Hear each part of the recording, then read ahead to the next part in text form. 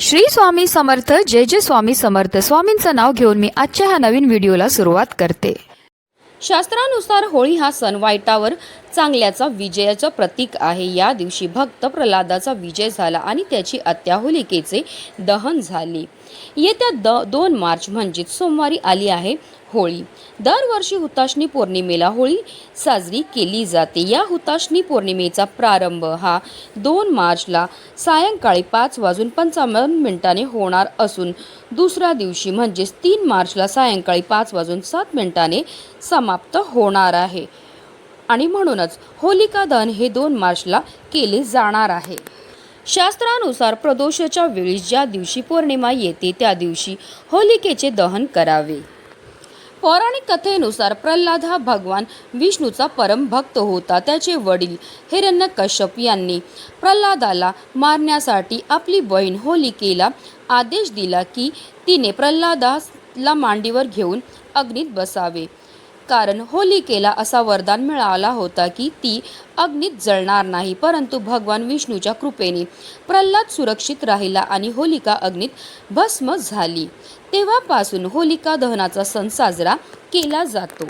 या दिवशी होलिका दहनाच्या अग्नीला अनन्यसाधारण महत्त्व असतं. शास्त्रानुसार या अग्नीत काही विशिष्ट गोष्टी अर्पण केल्याने आपल्या जीवनातील अनेक समस्या भस्म होऊ शकतात. वास्तुशास्त्रानुसार आपल्या जगण्यावर आपल्या आजूबाजूच्या वस्तू, रंगांचा, दिशांचा प्रभाव होत असतो. घरात सदैव सकारात्मक वातावरण राहण्यासाठी वास्तुशास्त्रात काही खास उपाय दिले आहेत.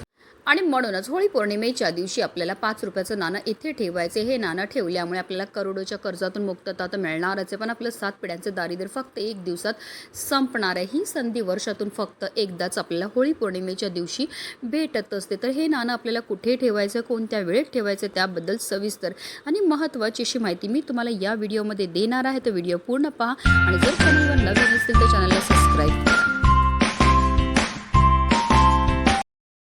शास्त्रानुसार रक्षाबंधन आणि होलिका दहन यासह काही विधी भद्र काळात करू नये. भद्रमध्ये न कर्तव्ये श्रवणी फाल्गुनी तथा हा श्लोक या काळात या समारंभांना स्पष्टपणे प्रतिबंधित करतो. 2 मार्च 2026 रोजी पौर्णिमेचा तिथी संध्याकाळी 5:55 सुरू होईल आणि त्याच वेळेस भद्रकाल देखील सुरू होतो. पौराणिक कथेमध्ये असं सांगितलं आहे की भद्राला सूर्यदेवांची कन्या आणि शनिदेवाची बहीण मानली जाते, जी तिच्या उग्र स्वभावासाठी ओळखली जाते. ज्योतिषशास्त्रानुसार भद्राचा मुख काळ अत्यंत अशुभ मानला जातो. म्हणून होलिका दहन हे भद्राच्या पुच्छ म्हणजे शेपूट काळात संपल्यानंतरच केला जाईल. भद्रा 3 मार्च रोजी मध्यरात्री 12:50 संपेल, ज्यामुळे होलिका दहनासाठी मध्यरात्री 12:50 पासून ते 2:02 पर्यंतचा काळ हा सर्वात शुभ राहील. यंदा होळीच्या वेळेस चंद्रग्रहण देखील आहे. 2026चे चंद्रग्रहण देशभरात स्पष्टपणे दिसेल. सूतक काळ 3 मार्च रोजी सकाळी ग्रहणाच्या अंदाजे 9 तास आधी सुरू होईल. हे ग्रहण दुपारी 3:19 पासून ते 6:37 पर्यंत होईल.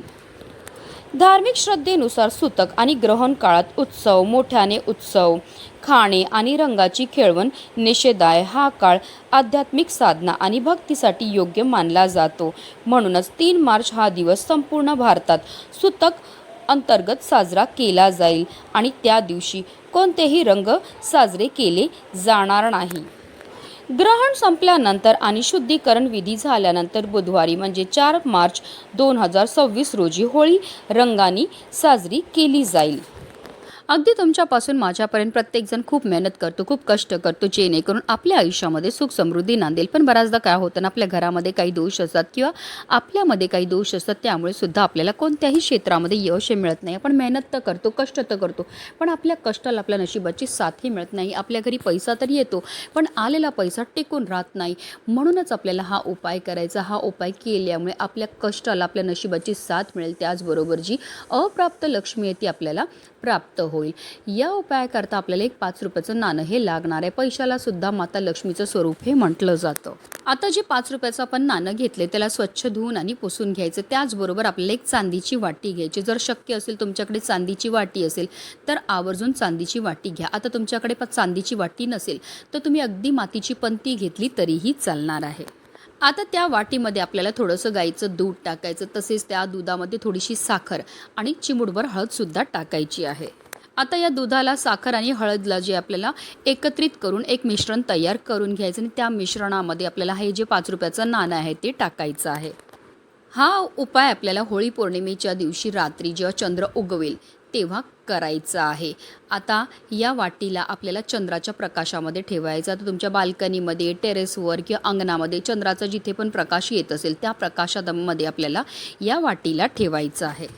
पौर्णिमेच्या दिवशी चंद्र हा 16 कलांनी परिपूर्ण असतो आणि त्यावेळेस जे आहेत सकारात्मक लहरी जे आहेत ते जास्त प्रमाणामध्ये असतात। आता ही जी वाटी आपण ठेवली आहे ती कमीत कमी 1 ते 1.5 तास चंद्रप्रकाशामध्ये तशीच ठेवायची आणि त्यानंतर त्या वाटीवर आपल्याला झाकण हे ठेवून द्यायचं आहे। आता ही झाकलेली वाटी जी ती संपूर्ण रात्रभर आपल्याला चंद्रप्रकाशामध्ये तशीच ठेवायची। आता दुसऱ्या दिवशी आपल्याला सकाळी लवकर उठायचं आहे, स्नान करायचं आणि त्यानंतर ही वाटी जी आहे ती आपल्याला बाहेरनं आपल्या घरामध्ये घेऊन यायचं आहे।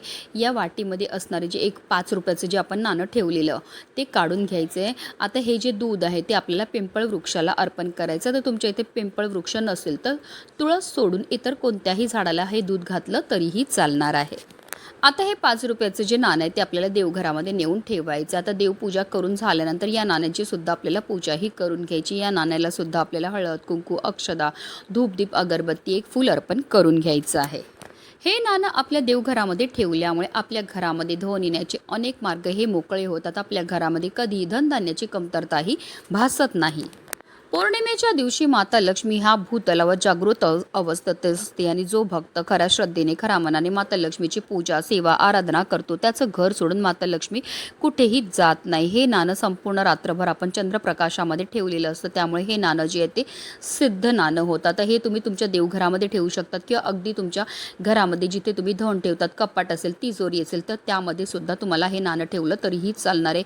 हे नाणं तुम्ही कधीही खर्च करायचं नाही। हे नाणं जर तुमच्या घरी असेल तर तुमच्या घरामध्ये अखंड स्थायी रूपामध्ये माता लक्ष्मी हे वास करत असते।